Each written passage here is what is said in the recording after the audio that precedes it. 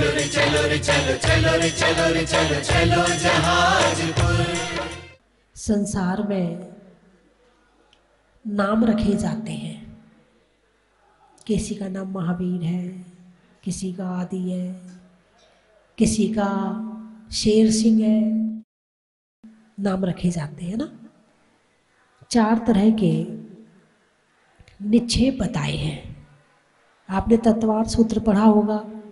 तत्वार्थ सूत्र के पहले अध्याय के चाहे 4था या 5वां सूत्र आता है, नाम स्थापना द्रव्य भाव तस्तन्यासा, है ना। तो नाम, स्थापना, द्रव्य और भाव, ये 4 तरह का न्यास है, 4 तरह के निक्षेप हैं, रखे जाते हैं। पहला है नाम निक्षेप। क्या है? नाम निक्षेप। गुण, जाति आदि कुछ भी ना देख करके केवल नाम रखना, उसको कहते हैं नाम निक्षेप। नाम रख दिया। अब महावीर कहा तो जरूरी थोड़ी कि वो महावीर होगा। वीर रख दिया तो जरूरी थोड़ी कि वो वीर होगा, हैं? हेमंत नाम रख दिया तो जरूरी थोड़ी वो ठंडा होगा। सूरज नाम रख दिया तो जरूरी थोड़ी कि वो गर्म होगा। बात समझ में आई कि नहीं आई? नाम निक्षेप यानी जो नाम रखा है वो नाम उसके गुणों से मैच नहीं करता है, उसके जीवन से मैच नहीं करता है। वो जैसा नाम है जरूरी नहीं है कि वैसा काम हो। तो जो 4 तरह के निक्षेप हैं, नाम निक्षेप, स्थापना, द्रव्य और भाव, 4 तरह के निक्षेप हैं। शेर सिंह तो नाम है, और एक चूहा आ जाए तो डर के भाग जाता है, कमरे से निकल जाता है। नाम क्या है? शेर सिंह, जो किसी से डरता नहीं है, हैं? नाम है छदामी लाल, और पैसा भरा पड़ा है। नाम है अमीर चंद, और है गरीब। ऐसा हो सकता कि नहीं हो सकता, है ना। अमरवासी गांव का नाम होता है, अमरवासी है आपके यहाँ? नहीं है। जहाजपुर के पास में है अमरवासी। अमरवासी का क्या मतलब? वहां के लोग अमर होते हैं, मरते नहीं है। लेकिन इसमें गुण, जाति आदि कुछ भी नहीं देखा जाएगा, केवल नाम निक्षेप कर दिया है, नाम रख दिया है। नाम है चंदालाल और शक्ल है, और नाम है ज्ञानचंद और ज्ञान है नहीं। ऐसा हो सकता कि नहीं हो सकता? तो इसको भगवान महावीर ने कहा नाम निक्षेप। इसमें केवल नाम की नाम रखा गया और कुछ नहीं है। दूसरा है स्थापना निक्षेप। स्थापना यानी गुण जाति की स्थापना किसी चीज में कर देना। जैसे एक कागज का नोट है ना। अब एक इतना बड़ा कागज लो और सामने वाले से कहना ले 2000 रुपये, वो मान जाएगा? नहीं मानेगा। तो क्या करना पड़ेगा उस कागज को 2000 रुपये बनाने के लिए? मोहर लगानी पड़ेगी। किसकी मोहर लगानी पड़ेगी? सरकार की। सरकार, एक कागज पर सरकार ने लिख दिया कि ये 2000 रुपये का नोट है, तो एक कागज का टुकड़ा, एक कॉपी कितने में आती है? 2 रुपये में, 5 रुपये में, 10 रुपये में, 50 रुपये में, ठीक है। उसमें कितने पेज हैं? 100 पेज है, मान लो 100 पेज की कॉपी है। अब 100 पेज की कॉपी तुम्हारी कितने की है? 50 रुपये की। और एक कागज का टुकड़ा वो कितने का है? 2000 रुपये का। पॉसिबल है? लेकिन उसमें स्थापना कर दी है। क्या करती उसमें? एक कागज का नोट स्थापना के माध्यम से 2000 रुपये का बन जाता है। और सरकार कह दे, मोदी जी कह दे, आज से रात के 12 बजे 2000 के नोट बंद किए जाते हैं। अब वो 2000 के नोट की कीमत कितनी रही है? तो इसे कहा है भगवान महावीर ने स्थापना निक्षेप। क्या कहा इसे? स्थापना निक्षेप। 3 कपड़े के टुकड़े और उन्हें जोड़ दिया, एक हरे रंग का, एक केसरिया रंग का और एक सफेद रंग का। 3 टुकड़े हैं और 3 टुकड़े जोड़ दिए और ये कह दिया ये हमारी देश की शान है, ये हमारे देश का झंडा है, ये हमारे देश की ध्वजा है। अब उस ध्वजा के लिए कि वो झुके ना, उसके लिए सैनिक अपने प्राण भी दे देंगे। और है क्या वो? 3 कपड़े के टुकड़े की पट्टी है, उसमें स्थापना कर दी है। क्या किया है? उसमें स्थापना करी है कि वो कपड़े के टुकड़े की पट्टी मेरे देश की शान है, मेरे देश का ध्वज है। तो स्थापना निक्षेप से फिर वो हमारे देश की शान बन गई। और वैसे देखा जाए तो कुछ भी नहीं है। आप देखो, जब 15 अगस्त 26 जनवरी आती है तो कहते हैं बोले झंडा जो है शाम को ही उतार लेना, उसके बाद झुकना नहीं चाहिए। यदि झुक गया या कुछ हो गया तो उस टीचर को, उस हेडमास्टर को सजा मिल जाएगी। दूसरे देश वाला तो छोड़ो, यदि हमारे देश वाला भी उसका अपमान करेगा तो उसे भी सजा मिलेगी। और है क्या? वो केवल एक कपड़ा है। कितना बड़ा कपड़ा है? चाहे इतना बड़ा कर लो, चाहे इतना बड़ा कर लो, चाहे इतना बड़ा कर लो, चाहे 100 मीटर का कर लो, तो भी कितने 1000, 2000, 10,000 से ज्यादा का तो नहीं होगा ना। लेकिन उसमें स्थापना कर दी कि ये मेरे देश की शान है, ये मेरे देश का ध्वज है। इसको कहते हैं स्थापना निक्षेप। क्या कहते हैं इसे? स्थापना निक्षेप। ऐसे ही अब जो मूर्ति है वो क्या है? जो प्रतिमा है वो क्या है? एक पाषाण है। क्या है? एक पाषाण है। उसमें हमने भगवान की आकृति बनाई और पंच कल्याणक के माध्यम से हमने उसमें भगवान की स्थापना कर दी। उसमें हमने तीर्थंकर की स्थापना कर दी, उसमें हमने चिन्ह बना दिया। जब प्रतिमा लेने जाते हैं तो सारी प्रतिमाएं बिना चिन्ह के रखी होती हैं। और जब वो कहता हाँ ये प्रतिमा मुझे पसंद है, तो बोले आपको कौन से तीर्थंकर की चाहिए? बोले अजितनाथ की चाहिए। बोले चलो इसमें हाथी बना दो। प्रतिमा सब एक सी रखी है, अब उसमें हाथी बना दिया। अब वो प्रतिमा किसकी हो गई? अजितनाथ भगवान की। यदि बैल बना देंगे तो आदिनाथ भगवान की। वो जब पंच कल्याणक कर दिया तो वो हमारे परमात्मा बन गए, हमारे पूज्य बन गए। और हम 16 के कपड़े पहनते हैं, फिर उनका अभिषेक करते हैं। शुद्ध कपड़े पहनते हैं तब उनका अभिषेक करते हैं। जो प्रतिमा एक पाषाण की है, अब वो प्रतिमा सम्यक दर्शन में कारण बन गई। अब वो हजारों लाखों करोड़ों लोगों के विशुद्धि में कारण बन गई, हजारों लाखों करोड़ लोगों के पाप नाशने में कारण बन गई, हजारों लाखों करोड़ लोगों के भक्ति में कारण बन गई। किससे? स्थापना निक्षेप से। पिच्छी होती है ना। और वैसे देखा जाए तो मोर के पंख है, लेकिन साधु के हाथ में आई तो पिच्छी बन गई, है ना। नारियल का जो वो होता है कमंडल, वो एक पेड़ पे लगता है, तब तक वो नारियल होता है, और साधु के हाथ में आया तो कमंडल बन गया। ये स्थापना निक्षेप कहते हैं इसे। स्थापना निक्षेप से उस वस्तु में स्थापना करके हम उसे वो मान सकते हैं जो मानना चाहते हैं। ऐसे ही तीर्थंकर में भाई फण वाली प्रतिमा है तो पार्श्वनाथ भगवान की है, बिना फण वाली प्रतिमा है जिनका चिन्ह बना है उन्हें तीर्थंकर की है ना। तो नाम निक्षेप, स्थापना निक्षेप। अब बनाई हमने वेदी। क्या बनाई हमने? भाई एक चबूतरा बनाया, उसमें सुंदर सा पत्थर लगाया और हमने उसमें पीछे थोड़ा सा भावंडा लिया, कुछ भी बना दिया और हम उसको कहने लगे वेदी। क्या कहने लगे? वेदी। अब वेदी का मतलब क्या होता है? वेदी का मतलब होता है कि जिसके ऊपर भगवान विराजमान होते हैं। अब हमने उस आकृति को वेदी का नाम दे दिया। हमने उसको वेदी, उसमें वेदी की स्थापना कर दी और उसकी शुद्धि कर दी। किससे करी शुद्धि? मंत्रों से करी। किससे करी? मंत्रों से उसकी शुद्धि करी। अब वो भगवान के बैठने लायक स्थान हो गया और हमने उसमें भगवान को विराजमान कर दिया। अब हमें उनमें भगवान ही नजर आ रहे हैं, उसमें कोई दूसरा नजर नहीं आ रहा है। और कोई जो नहीं जानता है प्रतिमा को, वो क्या करेगा? अब वेदी में किसको विराजमान करेंगे? भगवान को।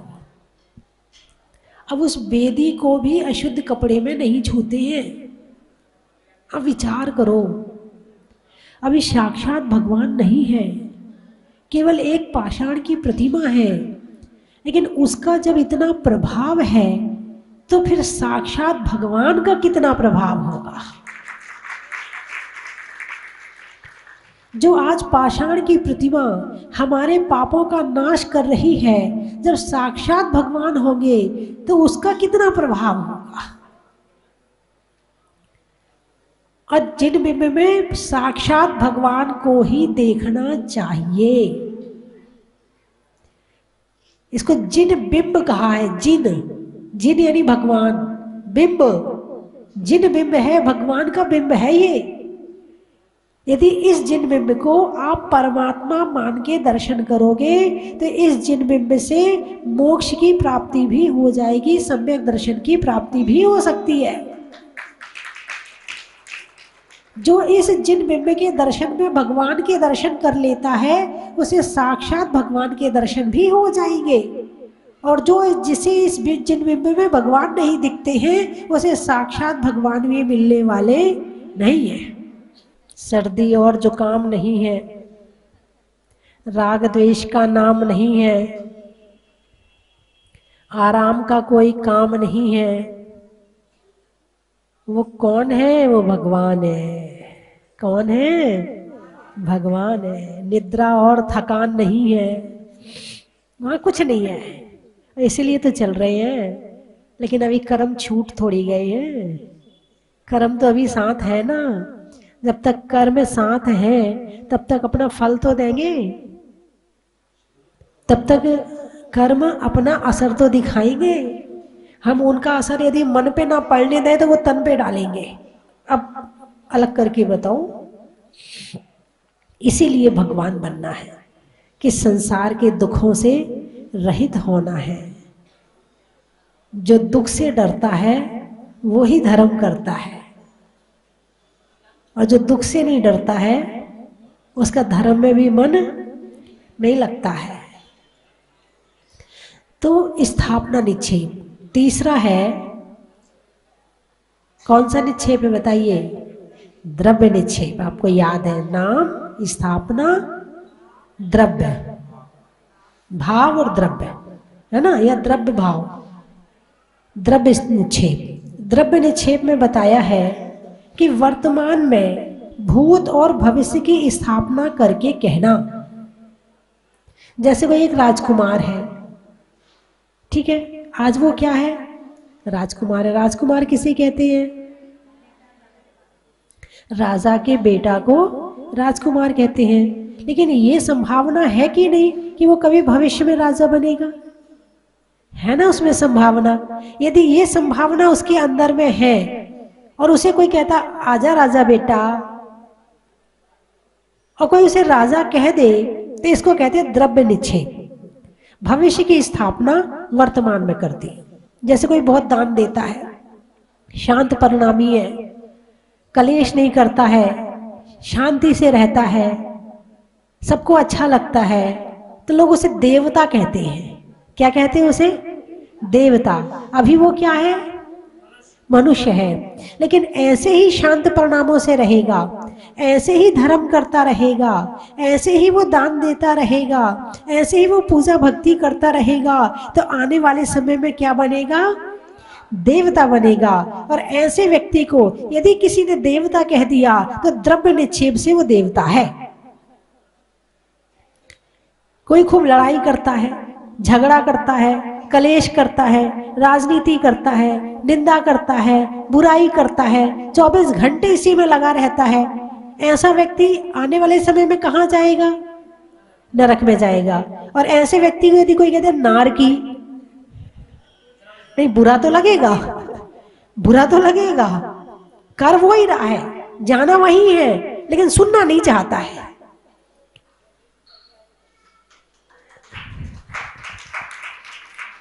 काम तो वही कर रहा है, उसी गाड़ी में बैठा है जो गाड़ी नरक जाती है, उसी गाड़ी में बैठा हुआ है, लेकिन सुनना नहीं चाहेगा। तो ऐसे व्यक्ति को यदि नारकी कहोगे तो द्रव्य निक्षेप से, अरे बोलिए ना, नहीं नहीं मैं नहीं कह रही है। तो द्रव्य निक्षेप में भूत और भविष्य को वर्तमान में कहना, इसको कहते हैं द्रव्य निक्षेप। और अगला है भाव निक्षेप। भाव निक्षेप का मतलब है जैसा है वैसा कहना, ना भूत का ना भविष्य का, कुछ भी नहीं। और ना नाम निक्षेप से अशुद्ध हो सकता है, ना स्थापना निक्षेप से, कहीं से नहीं, जो है सो है। जैसे जिनेंद्र भगवान है ना। आप जैन हो, कौन हो? जैन हो कि नहीं हो? जैन क्यों हो आप? अरे बोलिए ना, आप जैन क्यों हो? जैन का क्या मतलब होता है? पंडित जी आप नहीं, पंडित जी को तो पता है। हाँ बताइए, जैन क्यों हैं आप? देखो, जैन है मगर ये नहीं पता कि जैन क्यों है। आपसे यदि कोई नॉन जैन पूछ ले कि भाई सब आपको जैन क्यों कहते हैं, आप उत्तर नहीं दे पाओगे, आपको इतना ज्ञान भी नहीं है। दुनिया भर का ज्ञान तो है कि कैसे लड़ना है, कैसे करना है, कैसे टांग खींचना है, कैसे बुरा करना है, कैसे काम करना है, कैसे अच्छा करना है, कैसे विहार करवाना, और सब तो ज्ञान है, मगर जैन क्यों हो इस बात का ज्ञान है ही नहीं है। जिन, जिन किसे कहते हैं? जिन्होंने अपने इंद्रियों पर, कर्मों पर विजय प्राप्त करी है, उसे जिन कहते हैं। जितेंद्र, जिनेंद्र, जिन्होंने अपनी इंद्रियों पर विजय प्राप्त करी वो जिनेंद्र। और जिनेंद्र का छोटा रूप जिन, और जिन को मानने वाले जैन, जिन को मानने वाले जैन। आप दिगंबर जैन हैं। कौन से जैन है? आप दिगंबर जैन हैं कि नहीं? हाँ या नहीं? अरे बोलिए ना, दिगंबर किसे कहते हैं? जिसकी दिशाएं ही अंबर हो, वो कपड़े नहीं पहनता है। दिगंबर जो होता है, दिगंबर शब्द का जो अर्थ है वो कपड़ा नहीं है, दिशाएं ही अंबर हैं। जिन्होंने ये वाले कपड़े तो उतार दिए हैं और दिशाओं के कपड़े पहन लिए हैं, वो दिगंबर है। आप दिगंबर है ना?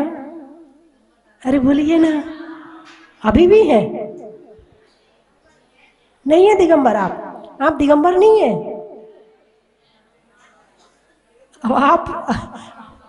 अब आप कंफ्यूज हो गए।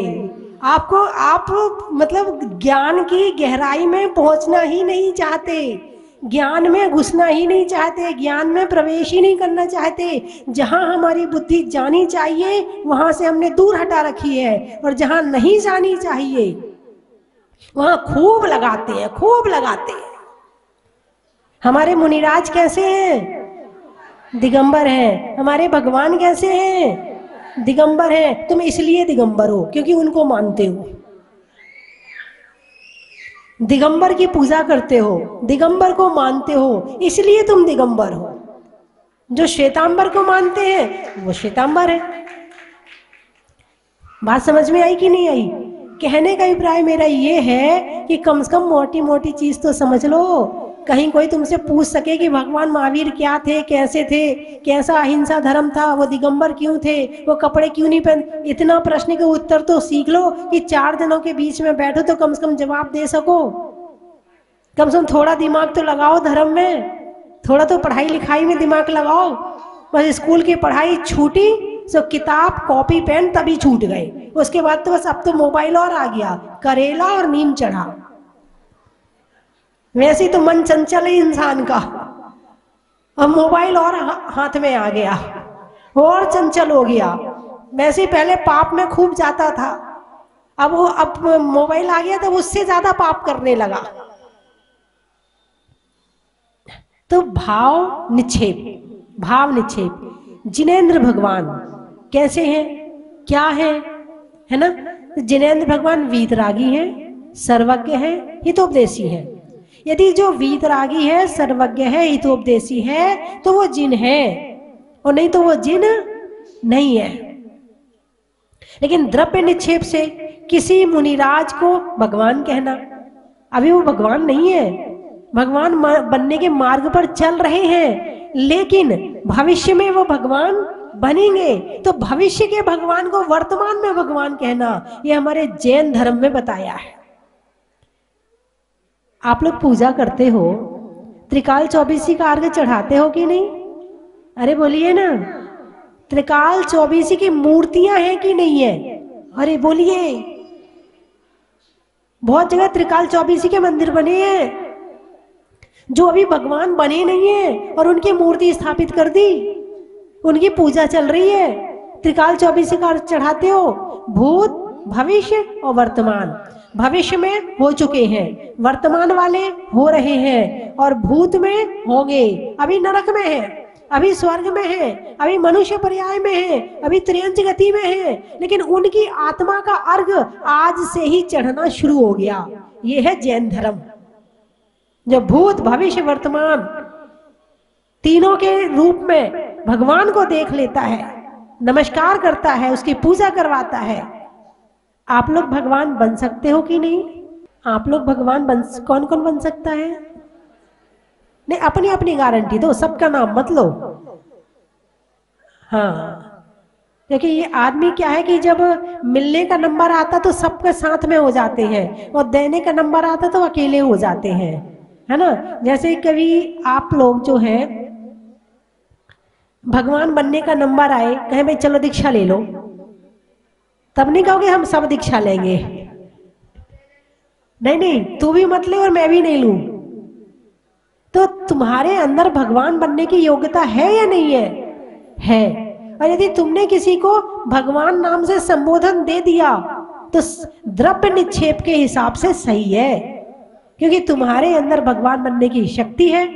तुम जिन भगवान को मानते हो, अब यदि सामने वाले व्यक्ति को आपने गाली दी तो आपने किसको गाली दी? हमें सामने वाले में भगवान नजर आ रहा है, हमें सामने वाले में परमात्मा नजर आ रहा है, ये भविष्य में भगवान बनेगा। और हमने यदि सामने वाले में को गाली दे दी तो हमने क्या किया? अरे बोलिए ना, हाँ या नहीं, सच है या नहीं? जब हम भूत के भगवान में भगवान देख सकते हैं तो जो तुम्हारे घर में लोग रहते हैं वो भगवान क्यों नहीं बन सकते हैं? जो समाज में रहते हैं वो भगवान क्यों नहीं बन सकते हैं? और जब वो भगवान बन सकते हैं तो एक व्यक्ति का अपमान करने का मतलब है कि आपने एक भगवान का अपमान कर दिया।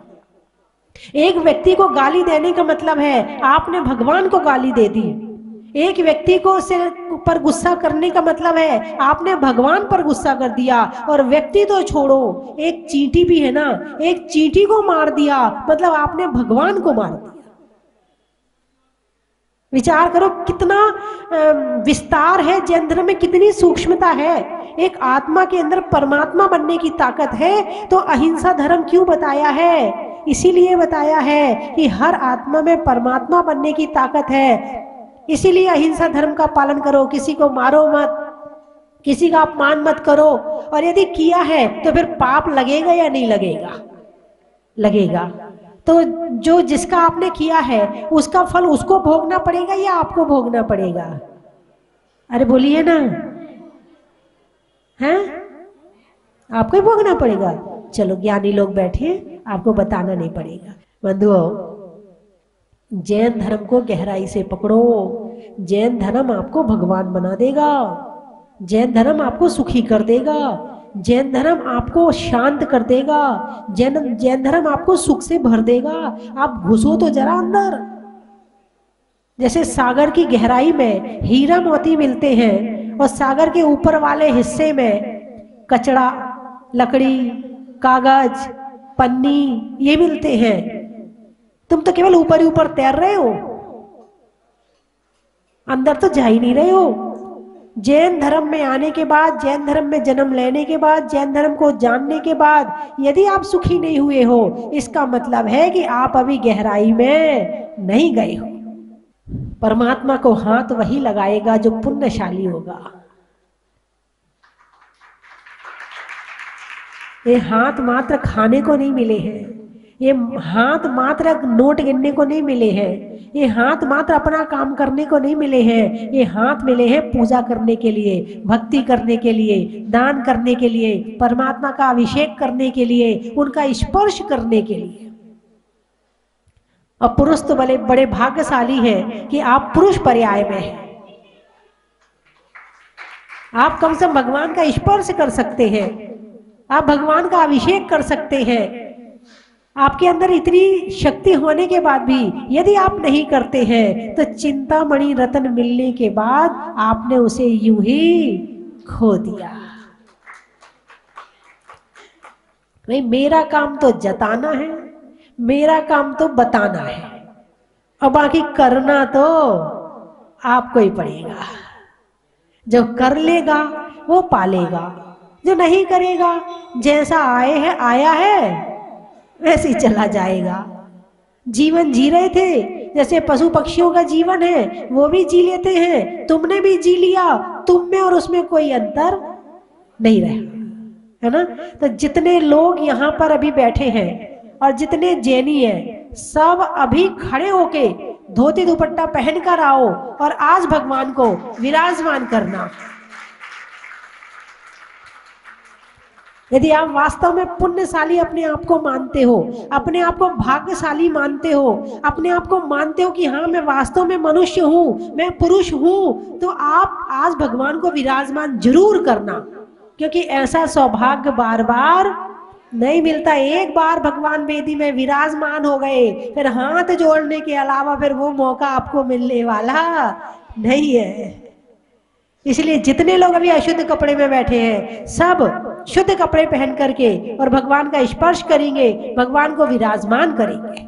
छोड़ने में इच्छा का, इंसान की निष्ठा का, और करने में वेदी प्रतिष्ठा का, कर्म के हरने का, त्याग के मरने का, और भगवान को वेदी में विराजमान करने का।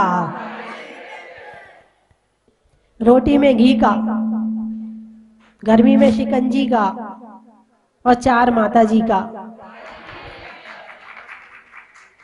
होली के रंग का, लोहे में जंग का, और माता जी के संग का, मिठाइयों में गूजा का, काम में नहीं दूजा का, और भगवान की पूजा का, रहने के लिए जमी का, बारिश में नमी का, और आज रंग पंचमी का।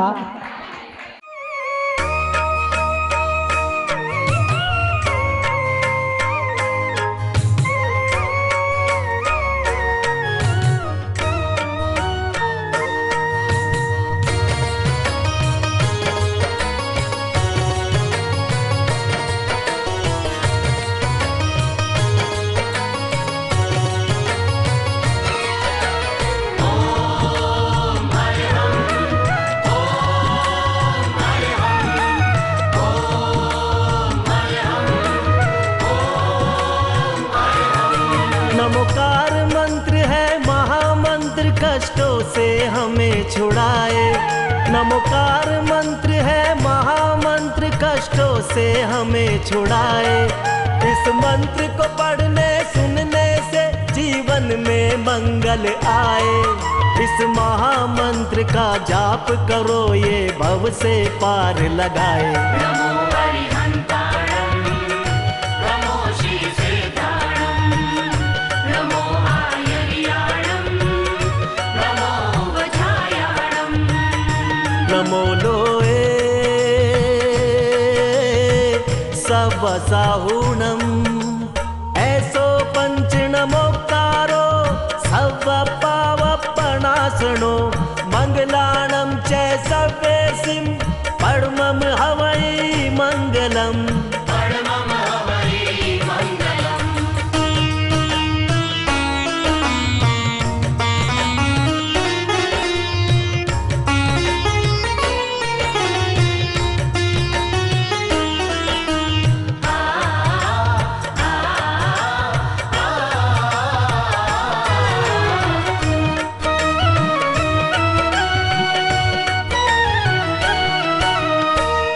108 गुणों का स्वामी, इस महामंत्र का कोई न सानी। 108 गुणों का स्वामी, इस महामंत्र का कोई न सानी।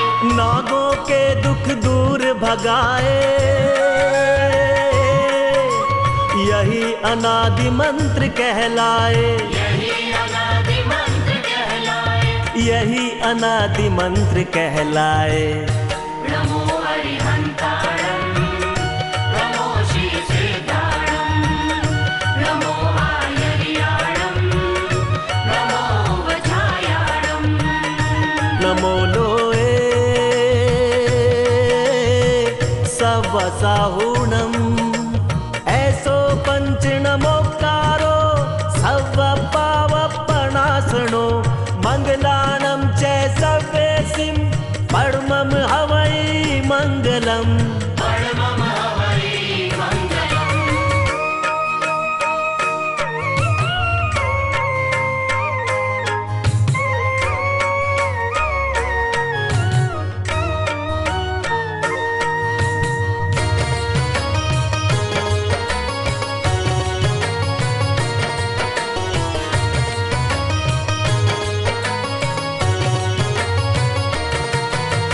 रोग शोक को दूर भगावे, जन्म जरा मृत्यु दोष मिटावे। रोग शोक को दूर भगावे, जन्म जरा मृत्यु दोष मिटावे। जिसने ध्याया उसने पाया,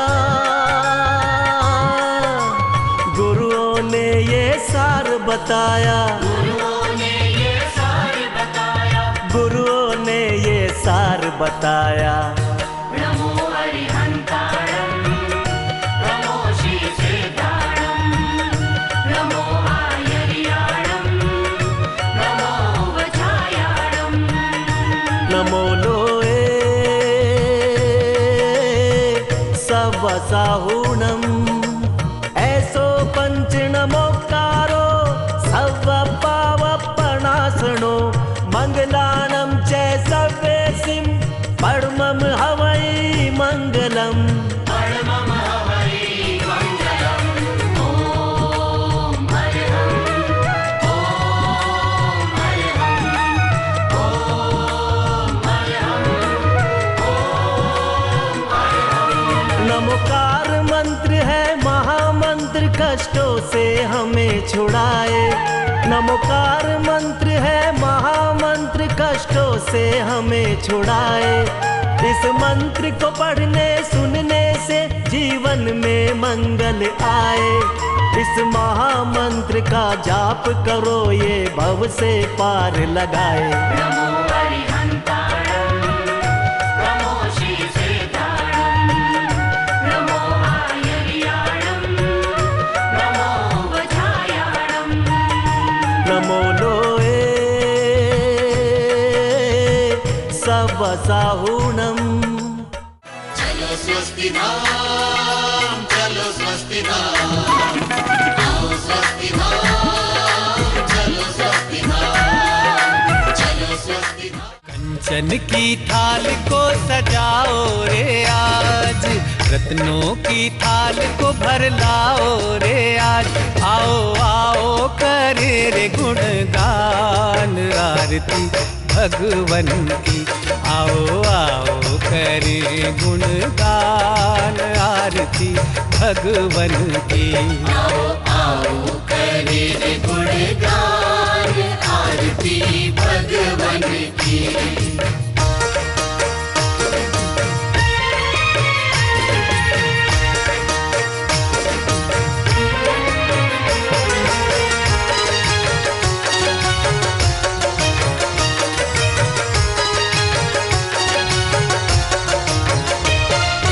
पिता सुमित्र के राज दुलारे, माँ पद्मा जी के नैनों के तारे। पिता सुमित्र के राज दुलारे, माँ पद्मा जी के नैनों के तारे। राजगृही में जन्म लियो आप, राजगृही में जन्म लियो आप। आओ आओ मनाए खुशी आज आरती भगवन।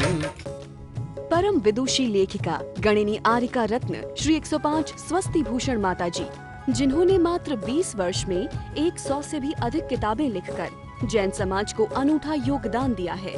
बड़े बड़े विधान जैसे कल्पद्रुम महामंडल विधान, सिद्ध चक्र महामंडल विधान, इंद्रध्वज महामंडल विधान एवं विशेष जिनपद, पूजांजलि आदि महत्वपूर्ण साहित्य बहुत ही सरल व सुबोध शैली में लिखे हैं, जिसमें गद्य एवं पद्य साहित्य भी समाहित है। इन महान साहित्यों को पढ़कर आप भी अपने ज्ञान का विकास कर सकते हैं। साहित्य प्राप्त करने हेतु आज ही संपर्क करें। संपर्क सूत्र 7906062500 9868345768।